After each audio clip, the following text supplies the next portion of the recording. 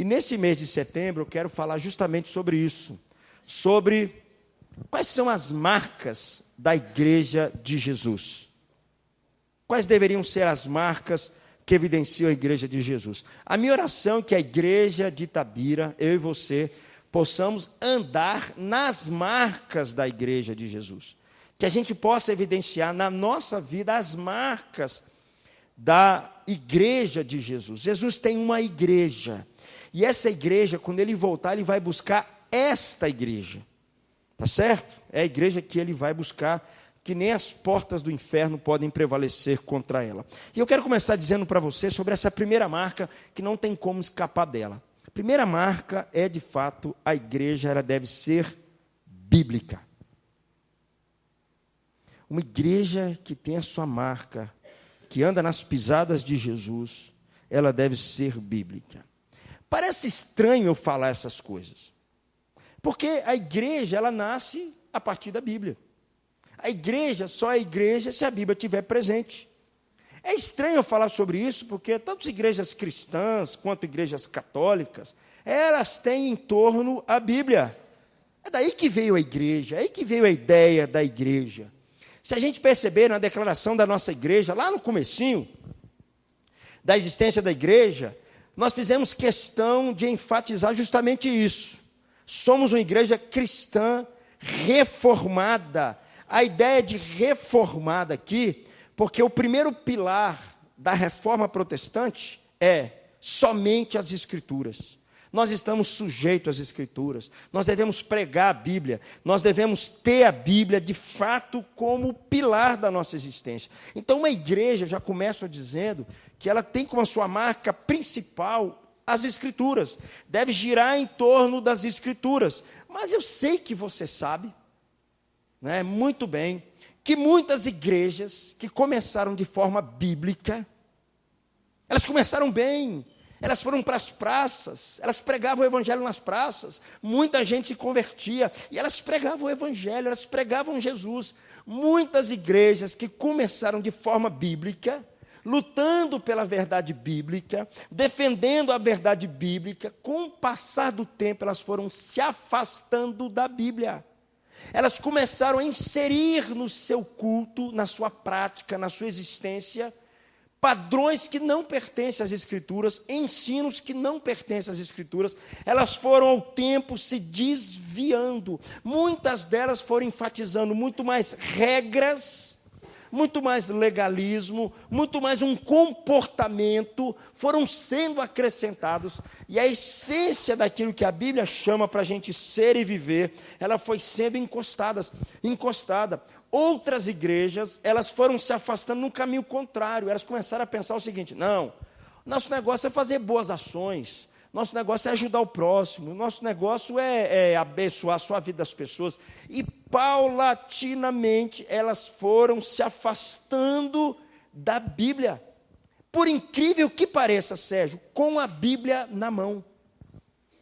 É possível sim, igrejas, que elas comecem bem, mas com o passar do tempo elas vão acrescentando modismos, fanatismos, costumes e um monte de loucura da mente humana, que no fundo não pertence à Bíblia. Então eu começo a perceber que uma igreja que de fato ela quer andar nas pisadas de Jesus, nas marcas da igreja de Jesus, ela tem que ser, em primeiro lugar, prioritariamente bíblica.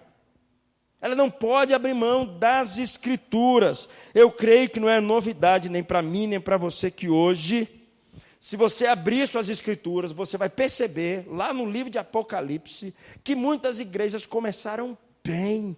E Jesus tem que chamar a atenção de cada uma delas. Vocês começaram bem, mas agora vocês estão focados em vocês mesmos. Vocês se encantaram porque vocês têm dinheiro demais. Vocês se encantaram porque o nome de vocês é conhecido na cidade. Vocês se encantaram com o ensino da Bíblia e esqueceram a essência da Bíblia. A Bíblia fala sobre isso já nos tempos lá atrás, já fala sobre isso. E Jesus já repreendeu a igreja sobre isso, porque muitas vezes tem um nome de igreja, mas não evidencia as marcas da igreja de Jesus, não evidencia Jesus na sua existência, porque a Bíblia, no fundo, ela se tornou ali como se fosse um totem. As pessoas tocam e acham que alguma coisa maravilhosa vai acontecer. Você sabe que tem muita gente que eles veneram a Bíblia, eles adoram a Bíblia, eles não adoram Jesus, eles adoram a Bíblia. Isso, com o passar do tempo, ele vai tomando espaço na nossa vida. E se nós não percebermos bem que a igreja de Jesus, a marca da igreja de Jesus é prioritariamente e acima de tudo, bíblica. Bíblica, a igreja de Jesus, ela é bíblica. E nós precisamos atinar profundamente sobre isso. Eu não poderia começar essa série se não pudesse falar justamente sobre isso. É triste, meus irmãos, nós vemos que hoje há um abuso com respeito à Bíblia, há um uso exagerado e até mesmo errado na forma como se interpreta a Bíblia, na maneira como se usa o nome de Deus. Às vezes usam o nome de Deus sem até mesmo a sua autorização. Usam o nome de Deus muitas vezes deturpando a verdade das Escrituras. Então, meus irmãos, para a gente ser uma igreja de fato, nem você sermos crentes de forma conforme Jesus quer, nós precisamos olhar novamente para as Escrituras. E eu quero pensar com você nessa noite, a partir de uma comunidade cristã, que ela foi instalada no meio de uma cultura complicadíssima, uma cultura alienada de Deus, um povo que não queria saber de Deus, e aquela comunidade foi colocada ali. Aqueles irmãozinhos, uma igreja pequena, mas uma igreja que, quando Paulo escreve uma carta para eles, Paulo não deixa de dizer que aquilo que dá base para eles deveria ser as Escrituras. A base da existência deles não deveria ser o número da igreja que cresce, não deveria ser os programas que pertencem à igreja, não deveria ser a ação social da igreja, deveria ser tão somente o fundamento dessa igreja, a palavra de Deus. Essa marca deveria evidenciar a vida da igreja, sustentar a igreja em todos os sentidos. Eu quero conversar com você sobre a igreja em Éfeso, quando Paulo escreve a igreja em Éfeso. Éfeso, na verdade, ela era a capital da província romana, era uma cidade urbana, uma cidade. Hoje nós ligamos a televisão e falamos, nossa, tem tanta coisa acontecendo, tanta gente falando um monte de coisa, a tecnologia está aí, as pessoas estão querendo quebrar várias leis de Deus. Gente, na época da igreja em Roma, era pior do que isso. Eu não tenho medo dessas coisas, eu sempre falo aqui na igreja. Eu tenho medo se a igreja não fazer o que ela tem que fazer. Isso eu tenho receio. Agora, que o mundo vai ficar nas trevas, que o mundo vai se perder, isso a Bíblia já falou há muito tempo. O mundo inteiro jaz no maligno, né? Vós sois sal da terra e luz do mundo. Então, a minha questão maior é a igreja. E Paulo, quando escreve a igreja, a carta aos Efésios, a gente percebe que a cidade de Éfeso, ela tinha um comércio muito grande. E tinha um negócio na cidade, que a cidade inteira girava em volta da religião. Havia ali na cidade de Éfeso, uma estátua grandona da deusa chamada Diana dos Efésios. Para os romanos, conhecido como Ártemis. Era uma deusa, havia o templo, onde mais tarde se tornou uma das 7 maravilhas do mundo, de tão grande que era o seu espaço. Havia mais de 100 metros quadrados ali, no espaço, tão somente para Diana dos Efésios. Era uma cidade carregada por vários deuses, e a Diana se tornou a principal deusa no meio daquela cidade, no meio daquele empreendimento comercial. Havia ali um templo, como eu falei com vocês, e aquele templo se tornou, na verdade, várias pessoas iam lá por causa de Diana, deusa dos Efésios, né? O seu santuário se transformou em ponto de exploração religiosa. Alguns dizem que havia meninas de 12 anos de idade que trabalhavam com ourives para fazer esses artefatos para a deusa Diana. Alguns dizem também que havia um certo, porque ela era a deusa da fertilidade. Por um lado, ela estimulava as questões de práticas sexuais. Ela não gostava, ela era contra a questão, por exemplo, da castidade.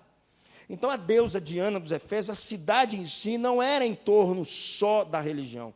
era em torno, não era só do comércio, era em torno de uma religião, e que, por um lado, estimulava muitos a uma vida promíscua.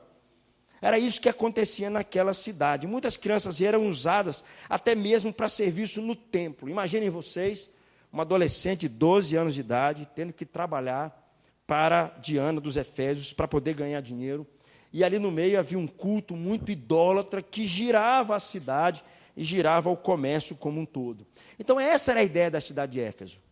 Não é muito diferente dos nossos centros urbanos, onde um ídolo domina a cidade.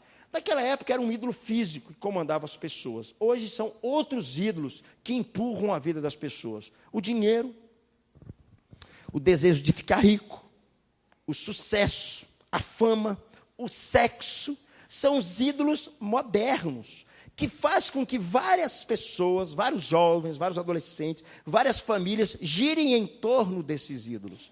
Era isso que acontece e acontecia na cidade de Éfeso, e acontece nos nossos dias, quando esses ídolos começam a tomar o espaço que pertence a Deus.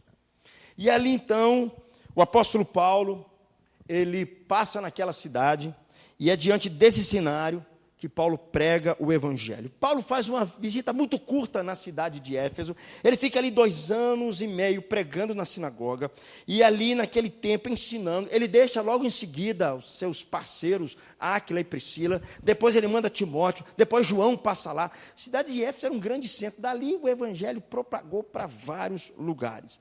Paulo saiu dali justamente porque, ao pregar o evangelho, ele liberta uma moça que vendia uma dessas coisinhas aos ídolos, e os donos não gostam, porque desfaz a sua esperança de lucro, os caras vão perder dinheiro. Imaginem vocês, numa cidade como essa, onde gira o comércio, gira em volta da religiosidade do povo, você chega, prega o evangelho, põe isso por terra.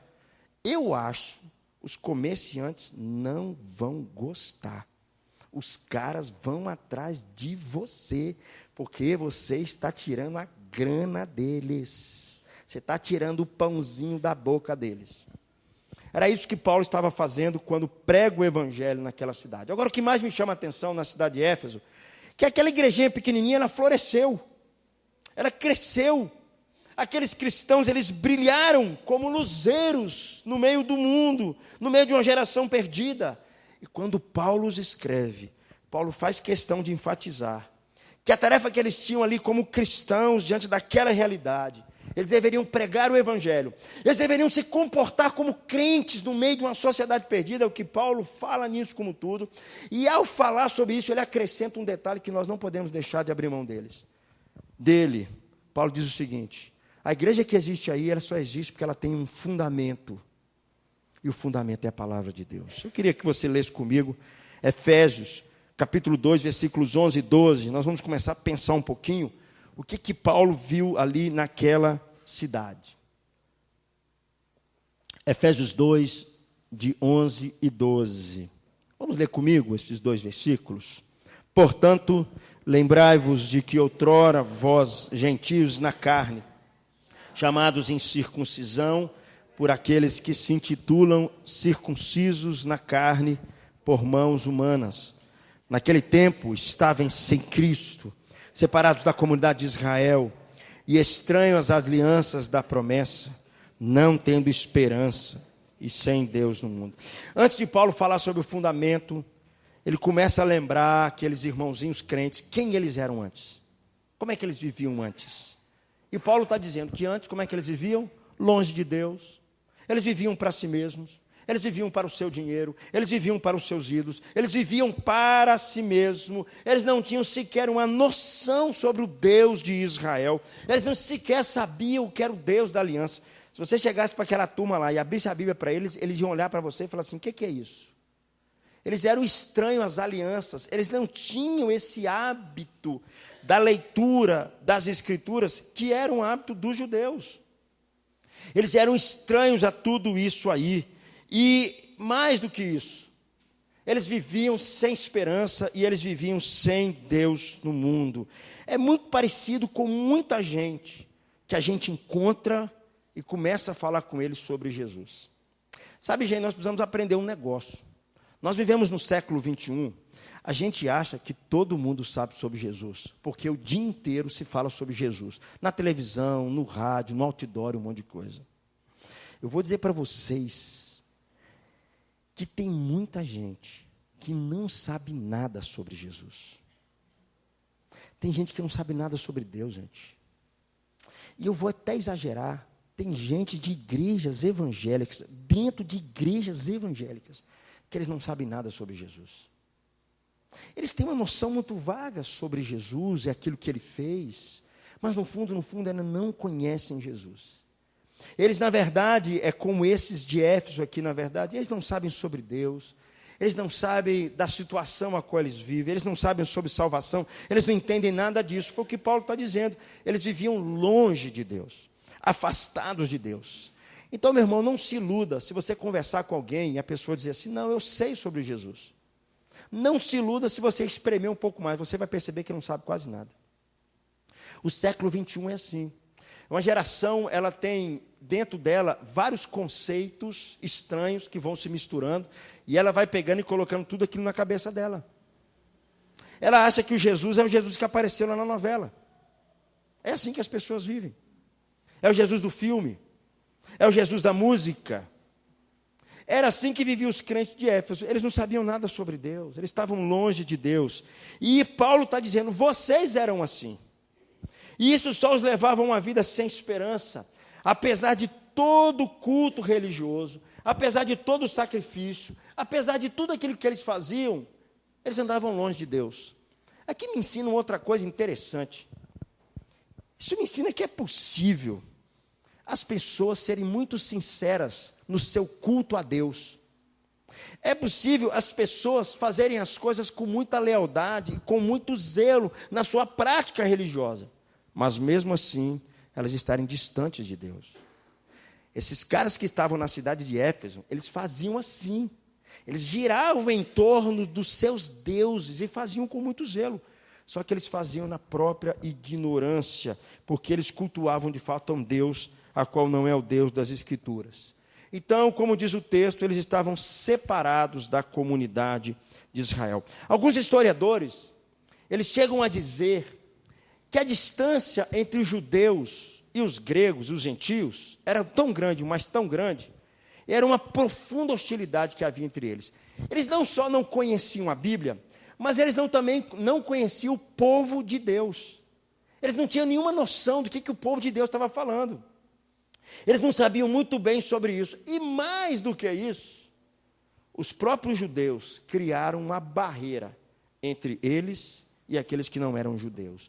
Um historiador escreveu o seguinte, olha só, eu coloquei ali. O judeu, ele tinha desprezo imenso pelo gentio. Os gentios, diziam os judeus, foram criados por Deus para serem combustíveis para o fogo do inferno. Deus de todas as nações só ama a gente, dizia o judeu. Não era nem lícito prestar ajuda a uma mãe gentia na sua necessidade mais urgente, porque isso seria apenas trazer outro gentio para o mundo. Até a vinda de Jesus, os gentios eram um objeto de desprezo para os judeus. A barreira entre eles era total e enorme. Percebe que essa comunidade, vivendo nesse contexto, contaminada por esses deuses, perdida, sem Deus, para piorar a situação, os judeus, que deveriam ser luz para o mundo, eles não fazem isso, eles fazem, desculpe que eu vou falar aqui para você, meu irmão, nessa noite, mas não se ofenda, eles fazem o que muitas igrejas fazem, se fecham em si mesmo, acham que a igreja está ali só para a gente ficar aqui entre a gente mesmo. Eles não saem, eles não se envolvem com o não crente, eles não se envolvem com a cultura, eles não procuram saber o que Deus está os chamando para fazer. Eles acham que ser crente é só vir na igreja, cantar e ir embora para casa. Eles não entenderam que ser cristão é um chamado para uma missão para fora. Os judeus se perderam nesse processo. E tem muitas igrejas hoje que não é muito diferente disso não. Mas o que acontece logo em seguida? Paulo prega o evangelho. Paulo passa ali e prega o evangelho. E o coração daquelas pessoas são transformados. Começa a surgir ali uma nova comunidade formada de judeus e gentios. Eu fico tentando imaginar esses caras comendo na mesma mesa. Eu fico tentando imaginar, depois do culto, esses caras tomando um cafezinho no fundo da igreja. judeu e gentio, agora juntos. Paulo fala que por causa da pregação do evangelho, começou a surgir uma comunidade agora, que ela tem uma cara diferente. E eu quero chamar essa comunidade como a igreja de Jesus. Essa comunidade era uma contracultura no seu tempo. O que me chama a atenção aqui é saber que os primeiros resultados da vida desses foi justamente a unidade, porque eles eram inimigos. Eles passam agora a se tratar como irmãos, eles passam agora a olhar uns para os outros como irmãos, eles passam a ter comunhão, eles passam a se encontrar no mesmo espaço e louvar a Deus. Veja bem o que Paulo diz em Efésios 2, versículo 13 a 18, que eu convido você a ler comigo. Eu vou ler o versículo ímpar, você lê o par até o final. Mas agora, em Cristo Jesus, vós que antes estáveis longe, fostes aproximados pelo sangue de Cristo.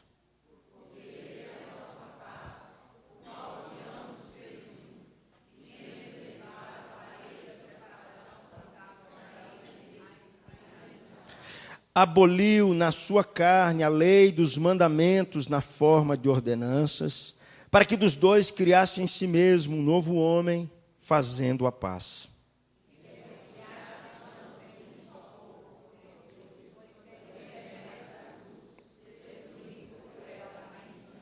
E vindo, evangelizou paz a vós, outros que estáveis longe, e paz também aos que estavam perto.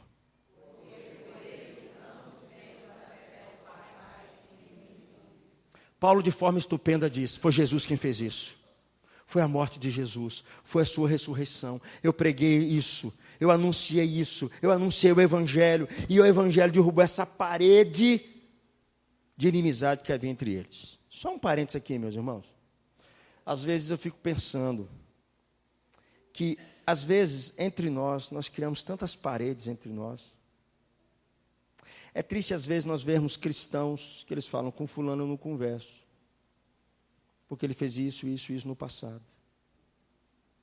O que Paulo está dizendo aqui é que Jesus, ele mudou isso. E a igreja dele, a igreja de Jesus, ela tem uma marca. Uma dessas marcas é a sua unidade. Uma dessas marcas é a sua comunhão. Foi por intermédio da cruz que Paulo está dizendo que Jesus destruiu a inimizade que havia entre eles. Quando duas pessoas, pode ser de dentro de casa, ou ex-amigos, eles se rendem ao poder da cruz. Quando eles se rendem ao poder do evangelho, barreiras da inimizade, elas caem. Paredes que antes foram construídas, elas caem.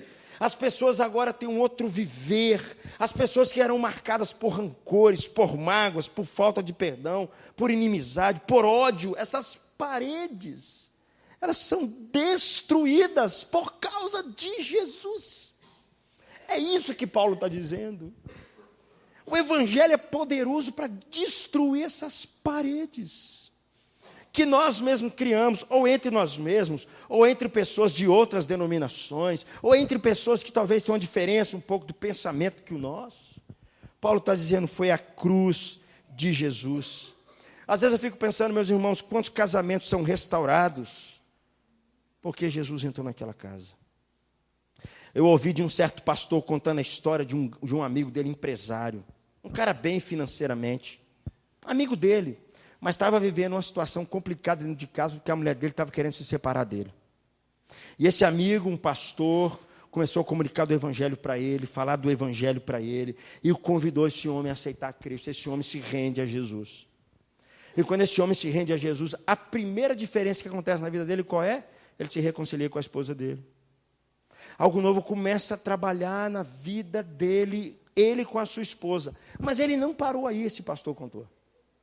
Ele continuou. Sabe o que ele fez? Ele criou um ministério na igreja para abençoar casais que estão passando por problemas.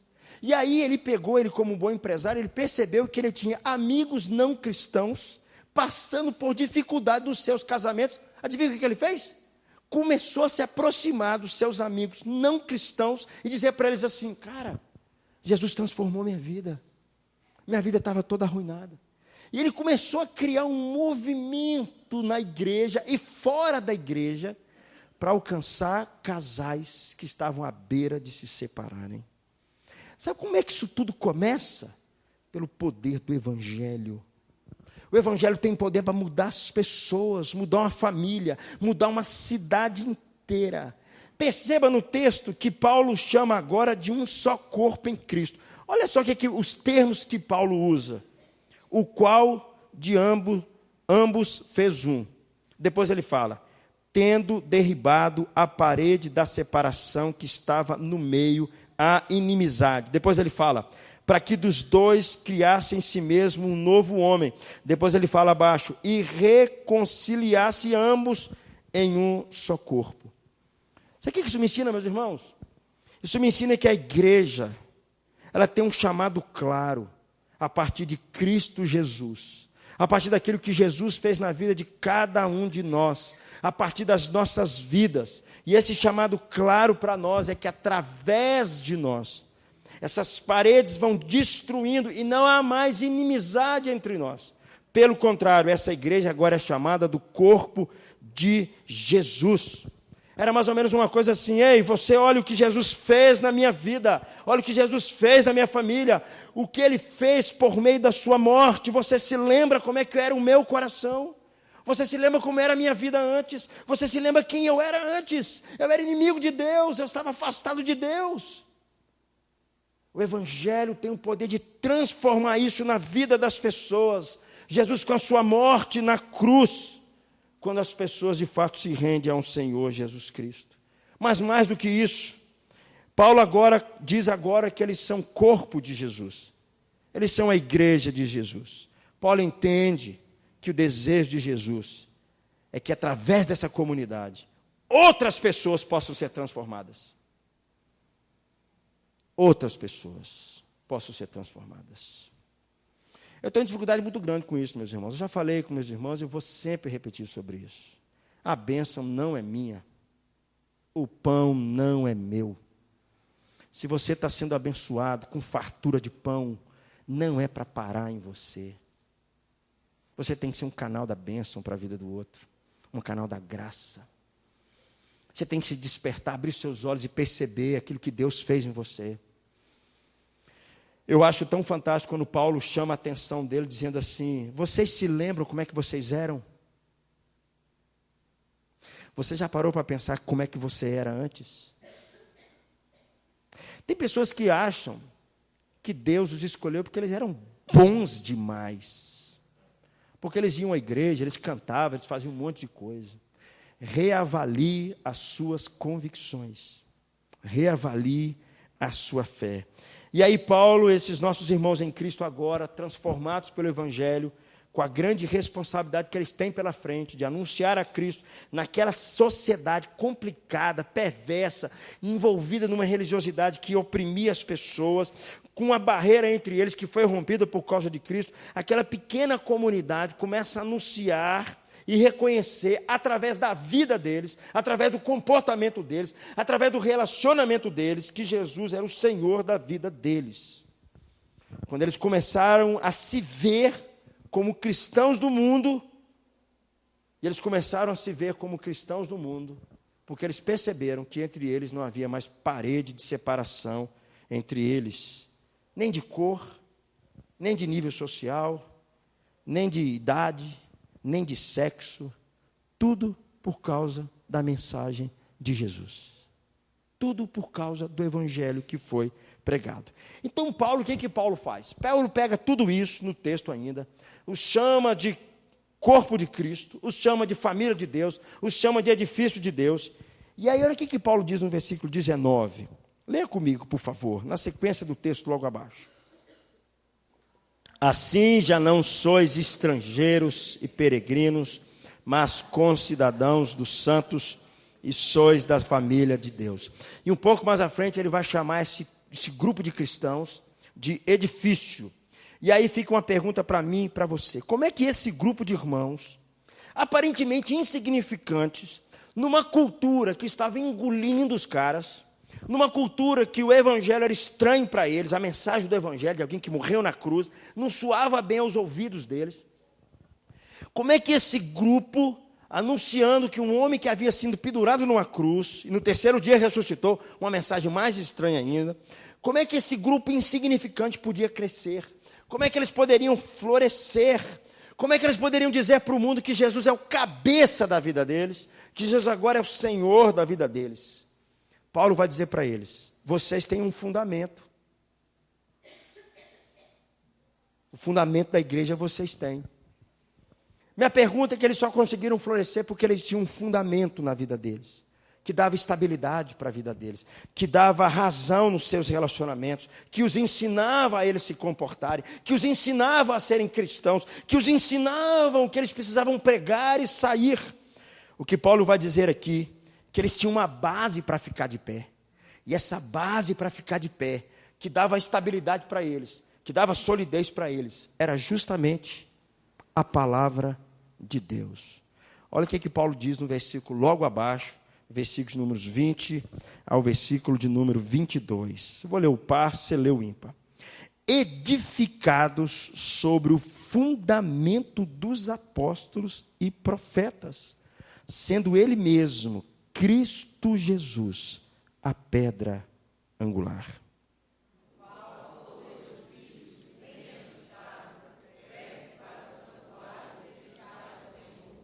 No qual também vós juntamente estáis sendo edificados para a habitação de Deus no Espírito. Quando Jesus, meus irmãos, ele acaba de ensinar 2 capítulos de Mateus sobre o Sermão do Monte, no finalzinho ele diz assim: todo aquele que ouve as minhas palavras e as pratica é comparado como um homem sábio que edificou sua casa sobre uma areia, sobre a rocha, e veio a tempestade e a casa não caiu. Se você ler o relatório da igreja do primeiro século, diz: e eles perseveravam juntos na doutrina dos apóstolos. Mais à frente, Paulo, escrevendo a Timóteo, Paulo diz assim: toda escritura é inspirada por Deus. E essa escritura que é inspirada por Deus, ela é útil para nos ensinar, para nos exortar, para nos edificar, a fim de que o homem de Deus seja perfeito e perfeitamente habilitado para toda boa obra. É por meio do fundamento do ensino, da pregação, do fundamento das Escrituras, é por meio da pregação da palavra, é por meio das Escrituras que um crente, ele cresce, ele se relaciona, ele amadurece, ele dá frutos e ele agrada a Deus. O fundamento da igreja de Jesus é a sua palavra. A igreja de Jesus, ela fica de pé ou ela cai conforme ela olha as Escrituras, conforme ela é leal ou não ao fundamento das Escrituras, ensinado pelos apóstolos e pelos profetas, preservados nas Escrituras. Meus irmãos, talvez você não saiba, mas o período de maior decadência moral e espiritual na vida de muitos cristãos da igreja, a decadência moral de uma sociedade, ela começou quando as pessoas começaram a desprezar as Escrituras. Elas começaram a achar que a Bíblia não era tão importante assim para a vida deles. Alguns desprezavam, outros menosprezavam, outros aboliam, pior do que isso, outros adulteravam as Escrituras. E para piorar mais a situação, outros só ouviam as Escrituras naquilo que lhe interessava. Porque hoje as pessoas fazem assim. As pessoas só ouvem a Bíblia naquilo que lhes interessa.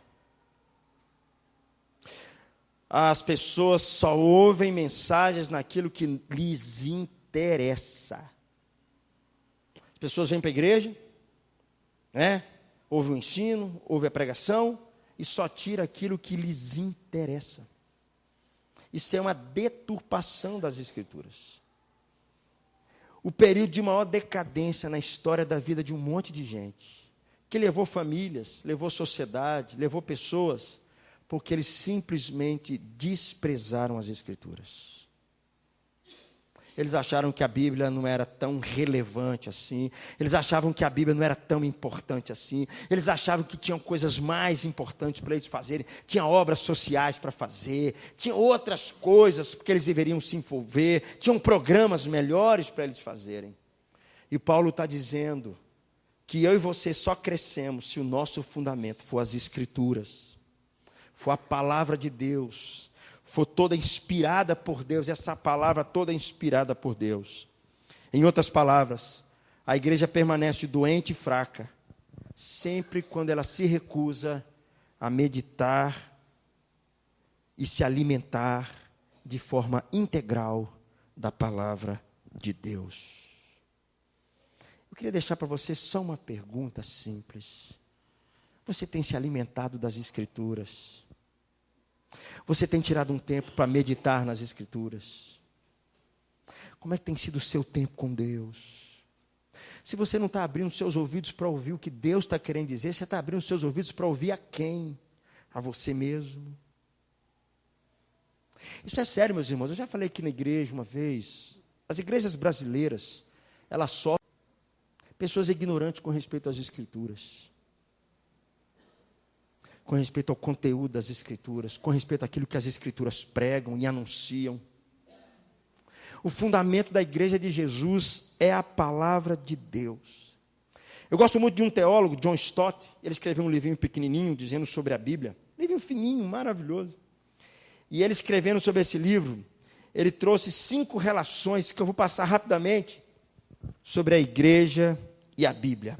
A primeira coisa que John Stott fala é que a Bíblia sustém a igreja.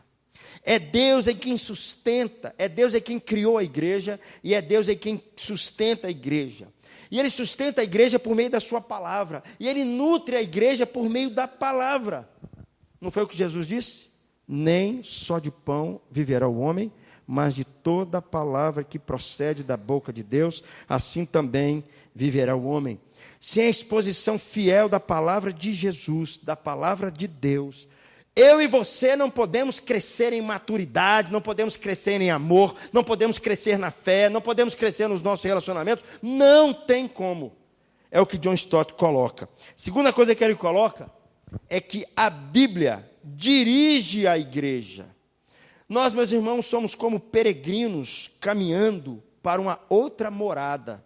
Nossa casa não é aqui, minha morada não é aqui, minha morada é em um outro lugar. Nós estamos como peregrinos, e como peregrinos nós estamos passando por um terreno árido, por um terreno sóbrio, por um terreno perigoso, e ela precisa, a igreja, eu e você, precisamos ser guiados por esse caminho. Não é o que a Bíblia diz? Lâmpada para os meus pés é a tua palavra, e luz para os meus caminhos. É só através da iluminação do Espírito Santo em nossos corações, aplicando a verdade de Deus nos nossos corações, que nós podemos ser guiados a toda a verdade. Terceira coisa que John Stott coloca: a Bíblia, ela é que reforma a igreja. Existem tempos na história da igreja que várias pessoas têm se desviado do Evangelho, têm se desviado da igreja, têm buscado outros padrões para viver e não os padrões de Deus. Igrejas, crentes, pastores, muitos já se desviaram. A pergunta é, como é que eles podem voltar? A pergunta é, como é que eles podem ser renovados? A pergunta é, como é que eu e você, muitas vezes frios espiritualmente, indiferentes com as realidades espirituais, não percebendo o que Deus quer fazer a partir de nós, a gente levando a vida assim, sabe assim, a gente mais interessado no nosso materialismo, no nosso dinheiro, nos nossos bens, do que nas realidades espirituais que Deus quer de nós. Existem momentos áridos da nossa vida. Como é que nós podemos ser reformados? John Stott coloca: através da palavra de Deus. Meus irmãos, aconteceu isso na história, 500 anos atrás. A Igreja Católica havia dominado o mundo por 1.200 anos. Mas um mongezinho simples, com a sede de Deus na alma, ele abre as Escrituras. E quando ele abre as Escrituras, ele lê assim: o Evangelho é o poder de Deus para transformar o homem. E essa palavra caiu uma bomba no coração de Lutero. E Lutero, então, começa a fazer a reforma protestante. A reforma da igreja ela só consegue passar através das Escrituras. Quarta coisa que John Stott coloca, que a Bíblia, ela une a igreja. Não sei se vocês repararam, por que tantas pessoas que se dizem cristãs, elas vivem tão desunidas? Muitas vezes elas vivem como estranhas entre si mesmas. Sabe por quê? Porque falta autoridade sobre elas. Essa autoridade que falta sobre elas é a palavra de Deus. Enquanto eu e você seguimos as nossas próprias tradições, as nossas especulações, as nossas invenções, as nossas manias, as nossas revelações, a igreja de Jesus vai continuar rachando. Quando uma igreja, quando um cristão, ele confessa que Jesus é o Senhor sobre a sua vida, e quando ele confessa como a Bíblia, como autoridade sobre a sua vida, sabe o que acontece? Ele trabalha mais para a unidade, ele trabalha mais para vivermos a comunhão e vivermos como igreja. Quinta e última coisa que John Stott coloca: a Bíblia é ela que reaviva a igreja. E aqui eu quero chamar a sua atenção com essa última fala do John Stott. Até por quê? Porque tem momentos na nossa vida que o pecado toma tudo.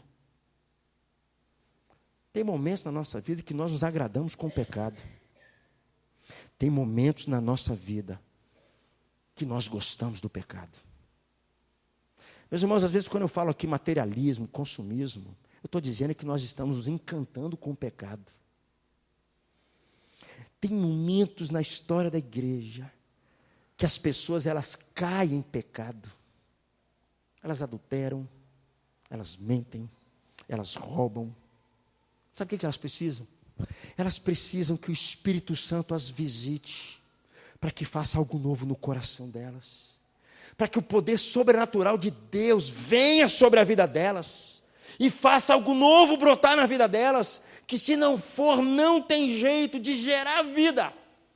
Não é a minha palavra que vai fazer isso, é o poder do Espírito Santo, através da pregação da palavra. Aí ele tem poder para fazer alguma coisa. Os pecadores, meus irmãos, eles se arrependem e eles voltam para Deus. Pessoas que estavam desviadas, elas se reconciliam. Pessoas crentes, fracos, vazios, pessoas que não crescem há anos, eles são transformadas. Igrejas mortas, elas vivem novamente. Sabe quando é que tudo acontece? É quando Deus, de forma soberana, por meio do seu Espírito, pega a palavra dele, sabe o que ele faz? E implanta no nosso coração. Aí a vida começa a brotar novamente. Meus irmãos, nós precisamos urgentemente voltar ao fundamento da igreja de Jesus, que é a palavra de Deus. Nós precisamos ter a nossa alma novamente aquecida pela palavra de Deus. É lógico que Paulo, quando ele escreveu a igreja lá em Éfeso, dizendo que o fundamento da palavra de Deus o fundamento da igreja é a palavra de Deus, ele disse uma outra coisa logo em seguida que está abaixo desse tijolinho. Olha o que ele diz. Jesus, edificados, versículos 20, por favor, sobre o fundamento dos apóstolos e profetas, sendo ele mesmo Cristo Jesus, a pedra angular. Se você tirar a pedra, se você tirar Jesus, você pode ter na sua igreja o melhor eloquente, o melhor orador de todos os tempos. Gente que não faz gente dormir. Gente que faz todo mundo ficar antenado 2, 3, 4, 5 horas. Gente que faz o povo rir. Gente que faz o povo sair alegre. Como se fosse um teatro, que eu assistisse um filme, um show de teatro, eu ficaria 2 horas rindo. Mas se Jesus não for a pedra angular, aquilo não valeu de nada. O fundamento da igreja está sobre o ensino dos apóstolos que eles receberam de Jesus. O fundamento da igreja é Jesus. E os apóstolos e os profetas aprenderam de Jesus e ensinaram a partir de Jesus. A mensagem deles não foi nova. E eles não estavam ali para encantar a OB, dizer, vem para cá, eu vou abrir mão da pedra angular, só para te receber. Eles não faziam isso. O fundamento da igreja é o Senhor Jesus Cristo. É por ali que eles aprenderam, é por ali que eles experimentaram, é por ali que eles foram construídos. É o que Paulo está dizendo. Por isso, meus irmãos, eu quero insistir com vocês, que a primeira marca da igreja de Jesus, e a primeira marca que eu quero ver na minha vida e na sua vida, é que você seja uma pessoa bíblica. Que você tenha um fundamento na pessoa de Jesus. Que você cresça a partir do ensino dos apóstolos, do ensino da palavra de Deus, que é o alimento para a nossa alma. A minha e a sua existência só depende da verdade da Bíblia. Só da verdade das Escrituras. A partir do ensino dos apóstolos e dos profetas, registrado nas Escrituras. A igreja não sobreviverá se o ensino dos apóstolos, ensinado por Jesus, não for o fundamento da minha e da sua vida.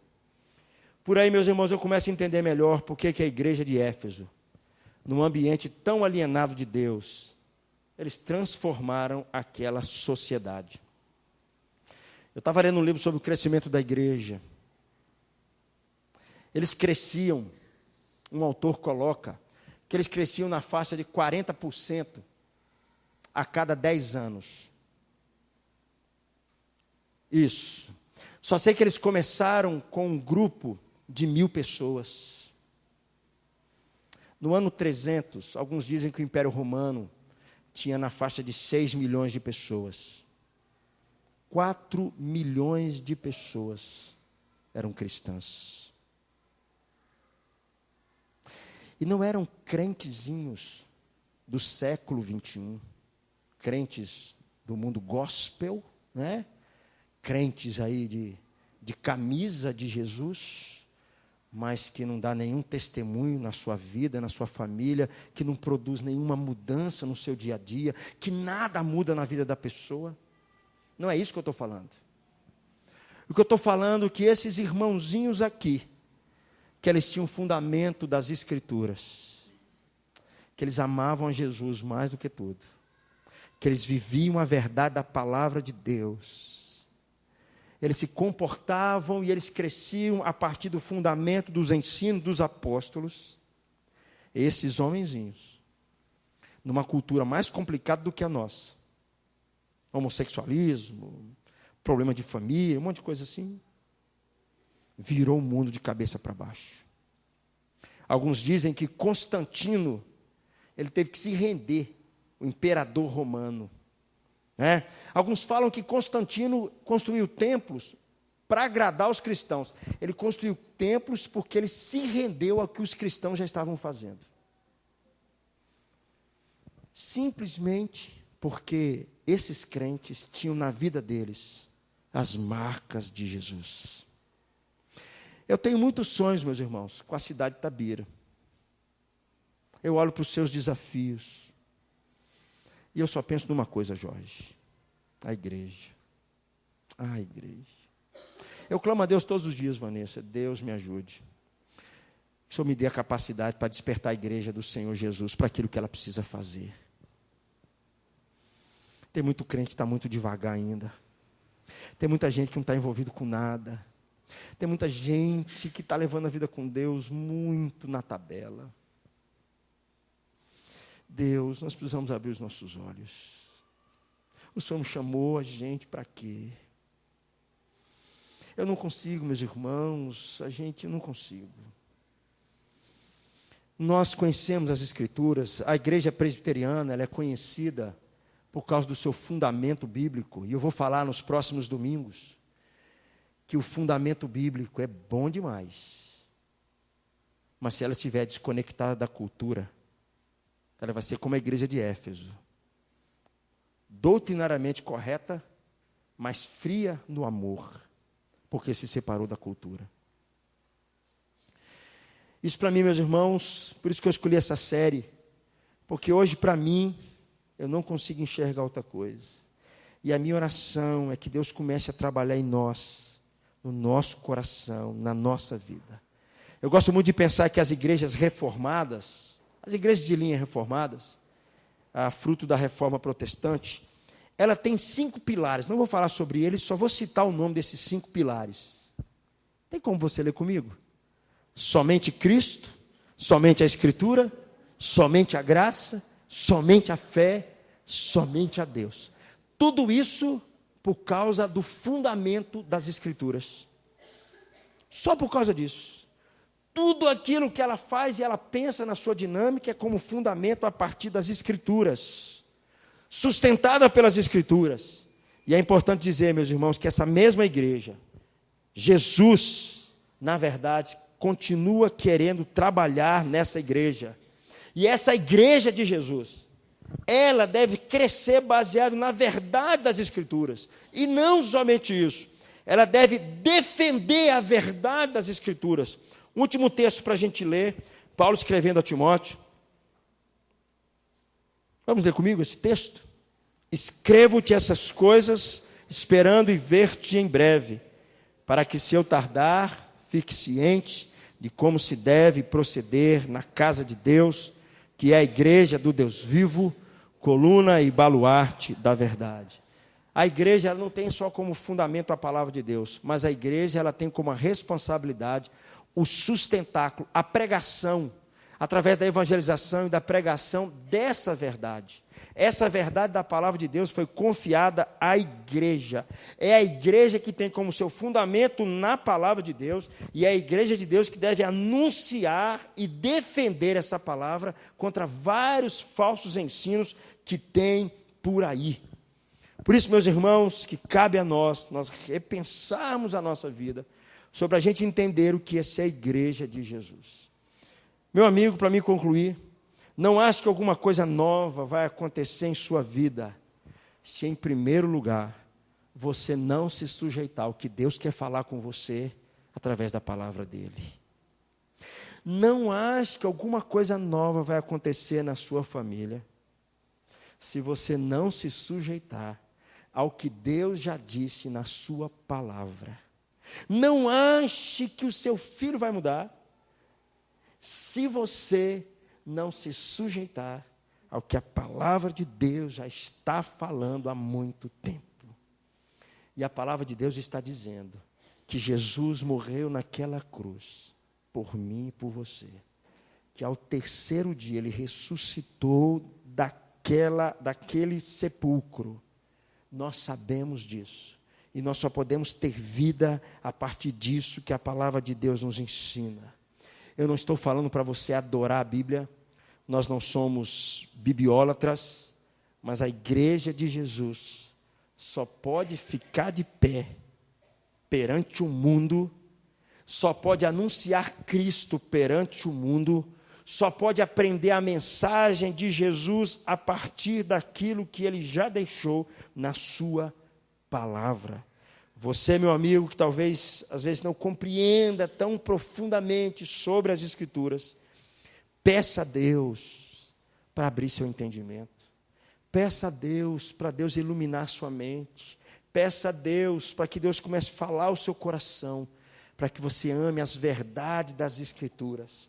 Eu creio que a igreja de Jesus, ela tem a tarefa não só de defender a palavra de Deus, não só de ensinar a palavra de Deus, mas ser nutrida por essa palavra.